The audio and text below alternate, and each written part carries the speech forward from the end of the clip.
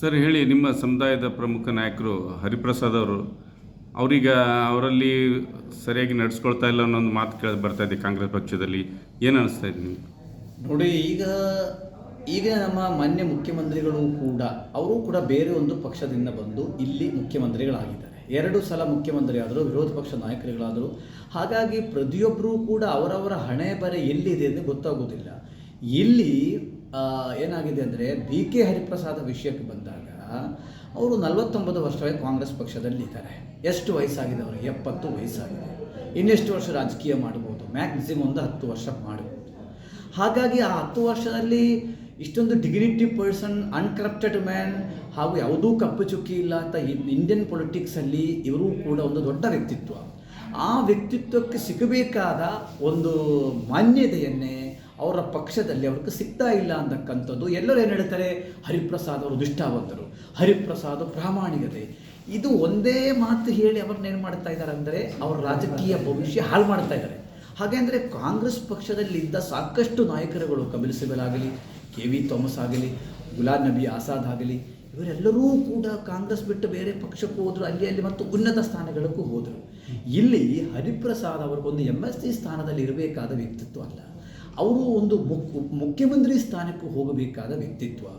ಈ ಸರ್ಕಾರ ಬರುವಾಗ ಅವರು ವಿರೋಧ ಪಕ್ಷದ ನಾಯಕರಾಗಿ ಮೇಲ್ಮನೆಯಲ್ಲಿ ವಿರೋಧ ಪಕ್ಷದ ನಾಯಕರಾದರು. ಆದರೆ ಅದೇ ಸರ್ಕಾರ ಬಂದಂದರೆ ಕೆಳಗಿನ ಮನೆಯಲ್ಲಿ ಏನಾಗಬೇಕಿತ್ತು? ಅವರೇ ಲೀಡರ್ ಆಗಬೇಕಿತ್ತು, ಮುಖ್ಯಮಂತ್ರಿ ಆಗಬೇಕಿತ್ತು.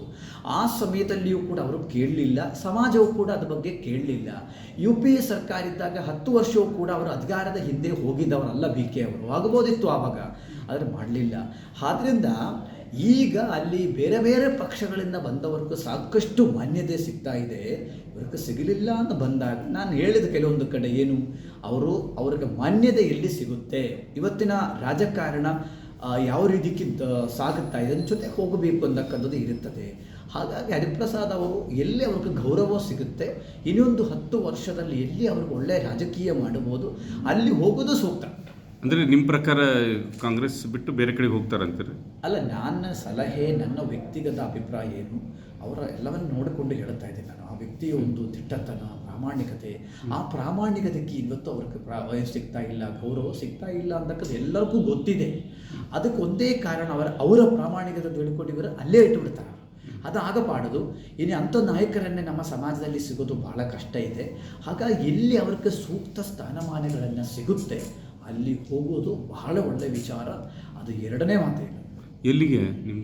ಅಲ್ಲ, ಅದು ಈಗ ಇಂಡಿಯನ್ ಪೊಲಿಟಿಕ್ಸಲ್ಲಿ ಈ ನಮ್ಮ ದೇಶದ ರಾಜಕಾರಣ ಎಲ್ಲಿ ಹೋಗ್ತಾವ್ರು, ದೇಶದ ರಾಜಕಾರಣ ಸಿಗಿದವು ಸಂಬಂಧಪಟ್ಟ. ಅಲ್ಲ, ಎಲ್ಲಿಗೆ ಹೋಗೋದು ಸೂಕ್ತ ಅಂತ ನಾನು ಕೇಳಿ. ಇವತ್ತಿನ ದೇಶದ ರಾಜಕಾರಣ ಯಾರು ಮುಂದೆ ಇದ್ದಾರೆ, ಯಾರು ಆಡಳಿತ ಮಾಡ್ತಾರೆ, ಮುಂದೆ ಯಾರು ಬರಬಹುದು, ಇದೆಲ್ಲ ಅವ್ರಿಗೆ ಲೆಕ್ಕಾಚಾರ ಇರ್ತದೆ. ಅದೇ ಪ್ರಕಾರ ಎಲ್ಲಿಯಾದರೂ ಅವಕಾಶ ಸಿಕ್ಕಿದ್ದಂದರೆ ಆ ಅವಕಾಶ ಉಪಯೋಗಿಸಿಕೊಳ್ಳೋದು ಬಹಳ ಸೂಕ್ತ. ಅಲ್ಲ, ನೀವು ಅಡ್ಗೋಡಿ ಮೇಲೆ ದೀಪ ಇಟ್ಟಂಗೆ ಮಾತಾಡ್ತಿದ್ರಿ, ಎಲ್ಲಿ ಸೂಕ್ತ ಅಂತ ನೀವು? ನಾನು ಯಾವುದು ಅವರ ಸಿದ್ಧಾಂತಗಳು ಬದಿಗೊತ್ತಿ ಹೋಗಬೇಕು ಎಂದು ನಾನು ಹೇಳ್ತಾ ಇಲ್ಲ.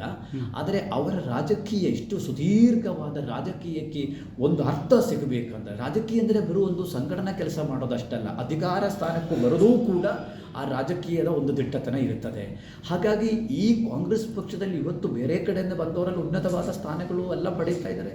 ಯಾಕೆ ಈ ಪಕ್ಷದಲ್ಲಿ ಸಿಗಲಿಲ್ಲ ಅಂತ ಬಂದಾಗ ಬೇರೆ ಪಕ್ಷಗಳಿಗೆ ಯಾಗೂ ಹೋಗಬಾರ್ದು. ಪ್ರಾದೇಶಿಕ ಪಕ್ಷಗಳು ಸಾಕಷ್ಟು ಇದೆ, ಭಾರತೀಯ ಜನತಾ ಪಕ್ಷ ಇರ್ಬೋದು, JDS ಇರ್ಬೋದು, ಎಲ್ಲ ಸಾಕಷ್ಟುಗಳಿದೆ. ಅವ್ರಿಗೆ ಬೇಕಾದ ಒಂದು ಆಯ್ಕೆ ಮಾಡಿಕೊಂಡು ಇಲ್ಲಿ ಅವ್ರಿಗೆ ಸಿಗ್ತಾ ಇಲ್ಲ, ಮಂತ್ರಿಗಳು ಮಾಡಬೇಕಿತ್ತಲ್ಲ, ಅವರನ್ನು ಮುಖ್ಯಮಂತ್ರಿ ಮಾಡಿಲ್ಲ ಅಂದರೆ ಉಪಮುಖ್ಯಮಂತ್ರಿ ಆದರೂ ಮಾಡಬೇಕಿತ್ತು, ಉನ್ನತವಾದ ಖಾತೆಗಳನ್ನು ನೀಡಬೇಕಿತ್ತು. ಅದಿಲ್ಲ ಅಂತ ಬಂದಾಗ ಅದೇ ಸಮುದಾಯದ ಗುರುಗಳಂತ ಹೇಳಿ ನನ್ನ ನೋವು ನಾನು ಹೇಳ್ತಾ ಇದ್ದೀನಿ.